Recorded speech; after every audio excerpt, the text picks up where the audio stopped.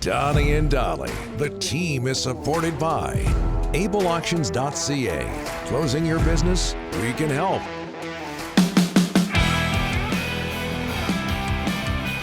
It is Thursday, and all of our guests today on Donnie and Dolly, including John Shannon standing by, are brought to you by the Vancouver Giants.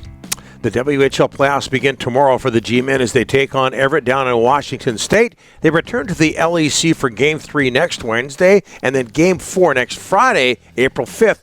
Puck drop for both games is at 7 p.m. Grab your tickets now at vancouvergiants.com/tickets. Special hello to Roy and his pierogi-flavored potato chips. Yes, I saw that.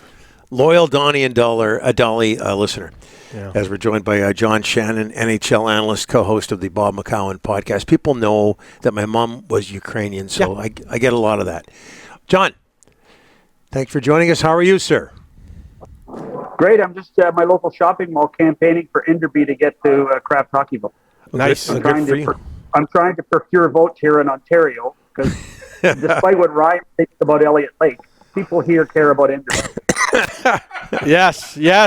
I'd imagine you traveled through Enderby a few times, John, back in the day. Oh, boy, I'll tell you what, that trip from Armstrong through Enderby to Grimrod, that's the stuff dreams are made of. You have no idea how Canadian you sound right now. Hey, I wanted to ask you this, John. It was a lot of talk on TSN and Sportsnet yesterday, but the Lightning beat Boston 3-1. So Tampa is just a couple of points behind the Leafs, as we focus again on Ontario here, a couple of points behind the Leafs in the Atlantic Division standings. So maybe there's a chance that the Leafs will finish in a wild card and avoid Florida and Boston in the first round. Would the Leafs and their fans mind that, John? I first of all, if you talk to people who are hardcore Leaf fans here, they truly believe that it's an 82-game exhibition schedule. So that where they finish doesn't really matter. It's how they finish, and that how they finish is either in the first round or, like last year, the second round. I don't think it matters. I don't think the players care. If they think that if by missing Boston or Florida and being a wild card team and getting stuck with the New York Rangers is the easy way, I think they're sadly mistaken. Just like we see in the West, there are no easy outs, and there will be no easy outs either with Carolina or the New York Rangers if you cross over and play the Metro winner. Yeah, I don't think anybody has any idea who's going to win the Stanley Cup this year. Hey, John, you've been around for a while. There are some people, and we were just made aware of this issue the last week or so, but some people around these parts complaining about the ice quality at Rogers Arena. Is ice quality the issue it used to be back in the day? No, not near what it was. Donnie, you recall what we used to see at Madison Square Garden, when they had the circus in the afternoon and a hockey game at night or a basketball game in the afternoon. The old Forum in Los Angeles, it was like skating in sand. It was crazy. They have done a very good job over the years of trying to improve ice across the National Hockey League. I mean, the days of saying, well, the only good ice is at Northlands Coliseum in Edmonton just isn't true anymore. There's good ice everywhere.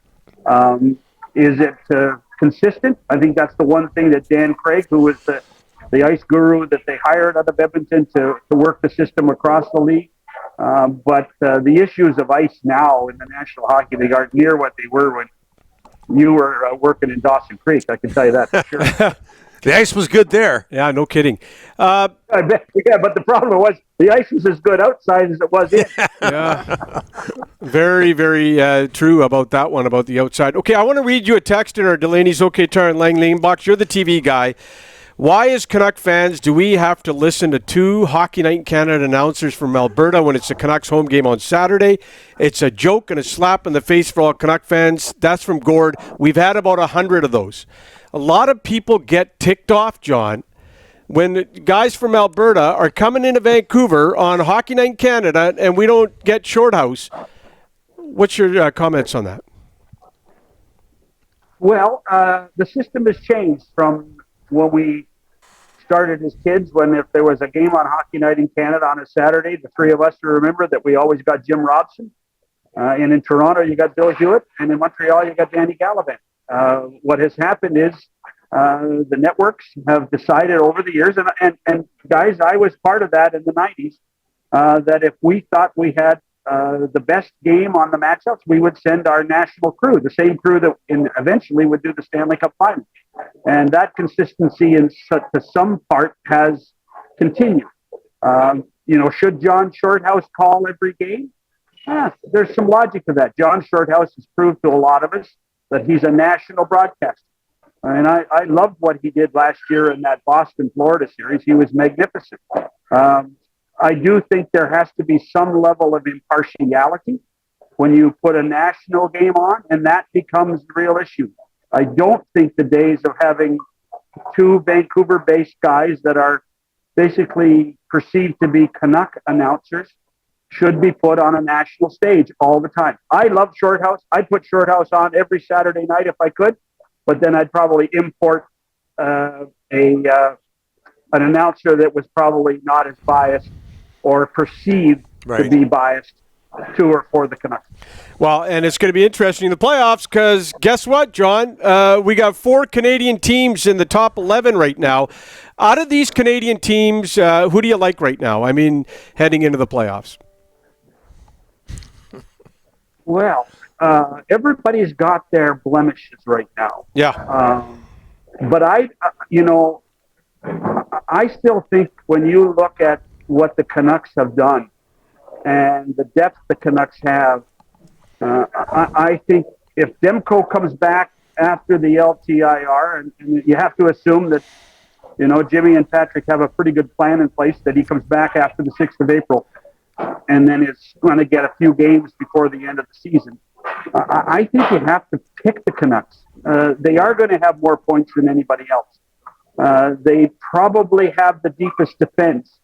And then the question for all 4 of them, and we're seeing this across the board, is how healthy are they? But Winnipeg's hit the slump. They can't score on the power play right now. Yep. Edmonton had a tough weekend in the East. So they're kind of really, and the Maple Leafs just aren't good enough to do what they need to do. So that points me in the direction of the Vancouver Canucks. Okay, one more, John, before we let you go. I believe on the Bob McCown podcast, you recently had, within the last few days or last week, had Barry Trotz as a guest. What did he say about Vegas Gate and canceling the Predators' trip to the Sphere to see U2, and how well they've played since then? Well, he addressed it straight on because I actually asked him, Donnie, if we, the media, had blown it out of proportion, and he said absolutely not. The team, after losing to Dallas 9-2 at home, needed an adjustment, and there should be no rewards. And it was unfortunate that they had to do it, but it was a discussion that Barry had with Andrew Brunette and with their leadership group. And they said rather than going from St. Louis to Vegas for the 2.5 extra days, they're going to go home and practice. And look what's happened. And it kind of puts in perspective a reminder to all these guys, whether what team they're on, that you're here to play hockey. You're not here to go on a holiday in Vegas. Well said. John, thanks so much for this. Appreciate it. Go Enderby. Okay. Yes. Enderby, Kraft Hockeyville. It's a close thing to my heart after all the years in Hockey Day in Canada. So let's get Enderby to Kraft Hockeyville. Thanks, John. Appreciate it. Thanks, John.